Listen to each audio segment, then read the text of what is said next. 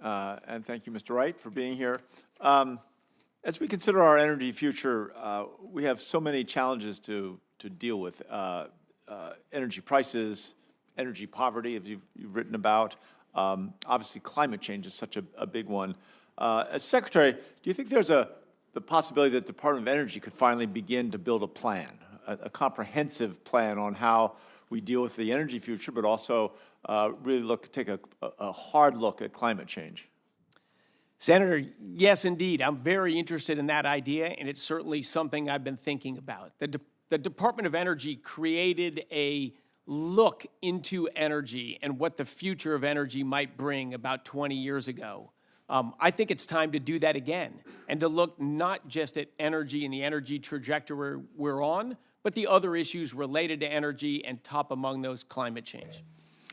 And I think just on that note, and you have in the past, some time ago, but described how slowly climate change is evolving, and it's so far out in the future, it probably shouldn't command as much attention. And yet I continue, and I think a lot of people are concerned about the acceleration and how soon can we recognize those feedback loops. We're talking about the salinity of the oceans, the massive ice melts and calving of glaciers. Those things have the potential to create a much more rapid rate of change. And I think that's part of ability to get a plan. And as of 2024, they're saying we're at about 1.5 degrees Celsius in increased temperature. If it goes much faster than that, do you think we should have some contingency plans, like ready, so that we can address that scenario? Even now, we look at the fires in Los Angeles, some of the hurricanes, these extreme weather events, and we're obviously not prepared for them. We don't have an insurance system that works. Each of those suggests or command that we should have a backup systems in place. No, absolutely, Senator. As you know, I've studied and followed the data and the evolution of climate change for at least 20 years now. It is a global issue. It is a real issue. It's a challenging issue. And the solution to climate change is to evolve our energy system. I've worked on that most all of my career, again, in nuclear and solar and geothermal and new battery storage technology now. And do I wish we could make faster progress? Absolutely. Are there things we can do, investments together through the Department of Energy to accelerate development of new energy technologies that are really the only pathway to address climate change? Absolutely. We should have nothing but American leadership in this area. Energy and climate is a global problem, but America should be the leader. And I think President Trump is firmly aligned with that position as well. Great. On a more parochial note, obviously the Renewable Energy Laboratory, in a large portion of that work is done in Colorado. You feel that those budgets are properly spent, or do you think they should be reevaluated?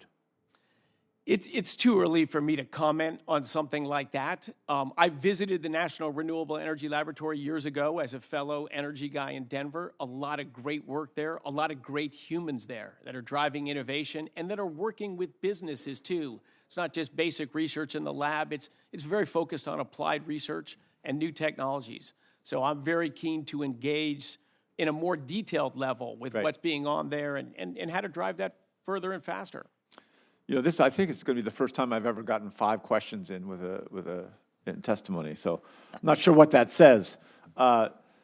We spent a lot of work looking at the grid, and as we do begin to build infrastructure that can respond if we need to make more dramatic changes to our energy system, whether it's climate change or whatever other constraints may come along, we've really been stymied, both in terms of the permitting process and finding ways that we can make sure that we protect local communities, make sure that their voice is heard, make sure that we respect the environmental importance of our landscapes, but at the same time realize we've got to move more rapidly in building things like electrical infrastructure. Can you talk a little bit towards electrical infrastructure?